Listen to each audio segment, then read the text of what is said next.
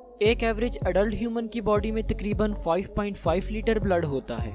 हमारा blood oxygen, nutrients, hormones और दूसरे कई अहम कंपोनेंट्स को ट्रांसपोर्ट करता है। ये सारा खून हमारे हार्ट से पूरी बॉडी में फ्लो करता है और फिर वापस हार्ट के पास आता है। हमारी बॉडी में ब्लड का ये फ्लो एक सिस्टम के तहत होता है जिसे हम सर्कुलेटरी सिस्टम कहते हैं। जब तक आप जिंदा रहते हैं आपका सर्कुलेटरी सिस्टम बिना रुके लगातार काम करता है। आज की इस वीडियो में हम यही देखेंगे कि ये सिस्टम है क्या और ये कैसे काम करता है। ह्यूमन सर्कुलेटरी सिस्टम 3 कंपोनेंट्स पर मुश्तमिल होता है। पहला है ब्लड, दूसरा है ब्लड वेसल्स और तीसरा है हार्ट। हमारे ब्लड में तकरीबन 55% प्लाज्मा जबकि 45% ब्लड सेल्स होती हैं, जैसा कि red blood cells, white blood cells और प्लेटलेट्स। जबकि प्लाज्मा हमारे ब्लड का लिक्विड पोर्शन होता है जिसका कलर येलो होता है, जबकि खून का रेड कलर इसके रेड ब्लड सेल्स में मौजूद हीमोग्लोबिन की वजह से होता है।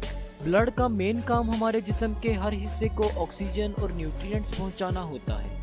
क्योंकि हमारी बॉडी के ज़्यादातर सेल्स एनवायरनमेंट से ऑक्सीजन नहीं ले सकते, इसलिए जिस्म के हर हिस्से को ऑक्सीजन पहुंचाने की जिम्मेदारी हमारे ब्लड की होती है।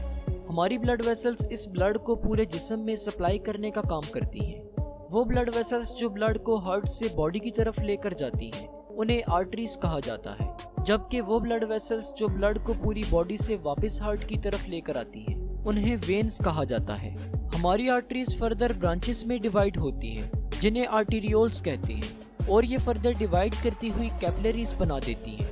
कैपिलरीज की वॉल एक सेल जितनी थिक होती है और यही वो पॉइंट है जहां से ब्लड और टिश्यूज के दरमियान गैसियस एक्सचेंज होता है, यानी सेल्स ब्लड से ऑक्सीजन लेते हैं और कार्बन डाइऑक्साइड ब्लड में शामिल करते हैं। कैपिलरीज इतनी छोटी होती हैं कि हमारे रेड ब्लड सेल्स को इनमें से कतार बनाकर गुजरना पड़ता है और गुजरते हुए ये सेल्स बेंड होकर एक बुलेट की शक्ल बना लेते हैं। हमारा दिल यानी कि हार्ट एक मस्कुलर ऑर्गन है जो बार बार कॉन्ट्रैक्ट और रिलैक्स करने से ब्लड वेसल्स में खून को पंप करता है।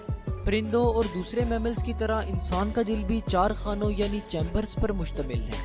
दिल के ऊपर वाले चैम्बर्स की थिन वॉल्स होती हैं और इन्हें एट्रिया कहा जाता है, जबकि नीचे वाले थिक वॉल्ड चैम्बर्स को हम वेंट्रिकल्स कहते हैं। लेफ्ट वेंट्रिकल हमारे दिल का सबसे बड़ा और मजबूत चैम्बर है। हमारा दिल डीऑक्सीजनेटेड ब्लड यानी ऐसा ब्लड जिसमें ऑक्सीजन ना हो, इसे हमारे लंग्स की तरफ पंप करता है। वो ब्लड वेसल्स जो हार्ट से ब्लड को दूर लेकर जाती हैं उन्हें आर्टरीज कहा जाता है और पल्मोनरी आर्टरी के जरिए ब्लड हार्ट से लंग्स की तरफ जाता है। हमारे लंग्स हवा से ऑक्सीजन लेकर ब्लड में शामिल करते हैं। इस ब्लड को ऑक्सीजनेटेड ब्लड कहा जाता है। इस ऑक्सीजनेटेड ब्लड को वापस हार्ट की तरफ भेजा जाता है। वो ब्लड वेसल्स जो ब्लड को हार्ट की तरफ लेकर आती हैं उन्हें वेन्स कहा जाता है। लंग्स से ऑक्सीजनेटेड ब्लड को पल्मोनरी वेन्स के जरिए वापस हार्ट तक लाया जाता है।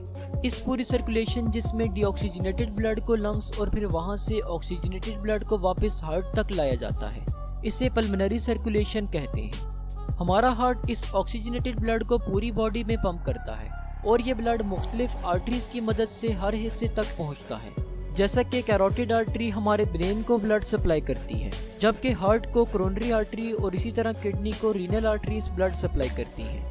जब ये ब्लड हमारी बॉडी के सेल्स को ऑक्सीजन दे देता है तो फिर दोबारा ये ब्लड डीऑक्सीजनेटेड हो जाता है और फिर पूरी बॉडी से इस डीऑक्सीजनेटेड ब्लड को ब्लड वेसल्स के जरिए वापस हार्ट तक लाया जाता है।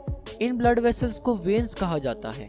फेफड़ों से आने वाली पल्मोनरी वेन्स ऑक्सीजनेटेड खून दिल के लेफ्ट एट्रियम में लाती हैं। इसके अलावा 2 बड़ी वेन्स इंफीरियर वेना केवा और सुपीरियर वेना केवा सारे जिस्म से डीऑक्सीजनेटेड खून को लाती हैं और दिल के राइट एट्रियम में डालती हैं। ये सर्कुलेशन जिसमें हार्ट से ऑक्सीजनेटेड ब्लड हमारी बॉडी में सर्कुलेट करता है और फिर डीऑक्सीजनेटेड ब्लड को वापस हार्ट तक लाया जाता है, इसे सिस्टेमिक सर्कुलेशन कहा जाता है। आई होप आपको समझ आ गई होगी कि सर्कुलेटरी सिस्टम कैसे काम करता है। इससे मुताल्लिक आपका कोई भी क्वेश्चन हो तो आप नीचे कमेंट सेक्शन में पूछ सकते हैं।